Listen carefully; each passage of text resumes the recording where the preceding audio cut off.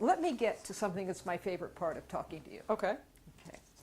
I have made notes. I'm finding out on the fly what that is. I don't know what's your favorite part of talking to me. Yeah, well, I'm about to believe find me, out. you're going to find out. Okay. This is only 1, 2, 3, 4. I only chose 5 of the books Okay. to bring my notes with me. Okay. And my notes are simply my favorite lines from your books. Oh, I like that. Okay. I like hearing other people's favorite lines. Well, these are my favorite lines. Now, Funeral for Horses, one of the, I think it's the lead character in your first published novel, was named Ella, who happens to be the name of your little puppy. Yes. Her little dog. My Now, dog Ella is Ella. was here. Yeah, she was here. And she will be back because we have to beep, really and show Ella, because she is integrated into a lot of your books. You will run across the name Ella in many. Really? Yes, it's in more than one. More than one? Yep, sure is. In fact, it was in the last one I read, I believe. Trust me, it was there. On me. Here's a great line. Until then, I held my life together carefully, if not seamlessly, maintaining a greater degree of sanity than seems my birthright. That's a mouthful, isn't it? This is my brother Simon's doing and not my own, yes. Oh, and this is a great one. A hallmark of maturity is the strength to function in a crisis. That's reality. Oh, I didn't say Now, fiction contained no reality. And this one I hope that you can help me understand. I pack my only remaining physical symptoms of life. I don't know. Is there more to understand than that? My only remaining physical symptoms of life. Physical symptoms. Well, it's really just kind of a way of showing her detachment. In other words, she relies on feeling alive based on saying, yes, I exist in relation to these items. This is the proof. This is the proof that I am here. I have my sleeping bag, I have my comb, I have my mirror. And, you know. Because she is a little different in terms of her relationship to reality is a little different than some of us. Yeah, just a tad, yeah. The fact that she talks to her dead sister, the fact that she walks barefoot across a couple states to find her brother, just a couple things that most of us little things like do. that. Yeah, little things, yeah. Don't miss this book, folks. Don't miss it. I don't even know which part of nowhere I have located. Oh, I'd forgotten about that. Oh, that's a good one. That's good. I owned no God yet, being too young to merit his attentions. Yeah, she makes a decision early in life that you have to be 18 before God mixes in with your affairs. For her reasoning, as she describes it, as she says, you can't vote or fight a war until that age, and to assume that God washes his hands of our affairs until then settled a number of otherwise troubling questions. She had a bit of a difficult upbringing. As did, well, we're not going to go into an autobiographical, but I think someday you really ought to. I didn't have it as bad as she did.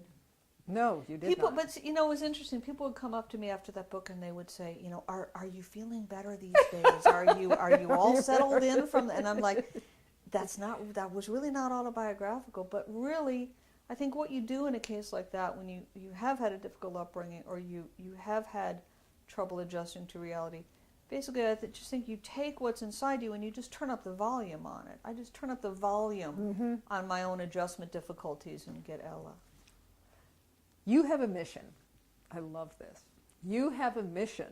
Most of us only wish we did. It's the purest, most untarnished way to live a life. I cannot imagine getting up in the morning without having something to accomplish, something to make better, something to help change. And ideally something that you feel that you have been, to some degree, assigned as... I mean, people talk about having a calling. This is what they think that they were put into the world to accomplish. And when you wake up in the morning and spend your day accomplishing what you think it's your job to accomplish here in the world, yeah, I agree. I love that. Some would think that that's a tad egotistical, that I was destined, I was meant, I am... Well, I think everybody is. I think everybody has a little piece of contribution that's there. I'm not saying there are the chosen ones who have some. No, I think everybody if they find it, has a little place in the world where this is what they are supposed to put in.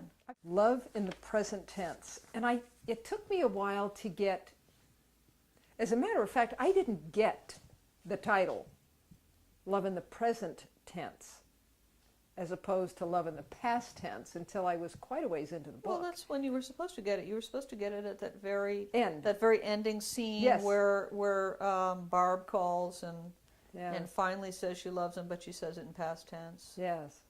Well, I think that we just have, oh, here comes Ellen now. I just think that we just have a hard time in this country with emotion. We just have a tendency to come at it sideways or any other way that makes us feel more protected. And to say I loved you to someone is safer than saying I love you. It's less immediate, it's less direct. And Well, in some cases, if it's ended somewhat painfully, it can be having loved. yeah.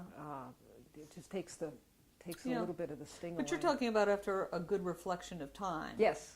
Yes. And so I'm talking about a situation where Mitch is saying to this woman as she walks out the door, did you ever love me? And thinking, okay, why am I saying that in the past tense? Because he never in a million years would look right at her and say, do you love me? That is just too, like, that Too would much. burn them, you know? Yes. It's just not one of those things that you say. Well, now that she's here, I would like to take a moment and introduce you to Ella. Now, did Ella come first, or did the name in the novel come first? Oh, the name of the novel came years before she was ever born. The novel's from Oh. 1991, and she wasn't even born until about 3 years ago. Well, Ella. As a matter of fact, if anything, I think when I first wrote that novel, there was almost too much of a sense of Ella Ginsberg as a character. I wouldn't have named a dog after her. I think there's a mellowing where the name of that character, where it can kind of fit on somebody else. After many years. Well, she's where a at perfect first Ella. It's like, no, she's not Ella Ginsberg, and I couldn't name her that, you know. Well, I will find in my notes where you have used the name Ella. Yeah, I'm And curious yeah, about it's that. there in you another sure you book. didn't pull it out of the word cellar or something No, like that? no, Yeah, I did okay. not. All No. right. Here is this is a great line. I don't know why I have this in bold. I don't either. Maybe But I have liked it said, better one of than your the other most lines. remarkable lines. I can certainly identify with it. Been there, done that. I'm remembering. Oh, this is now. one from Electric God. Any idiot can fall in love. No special talent required for that.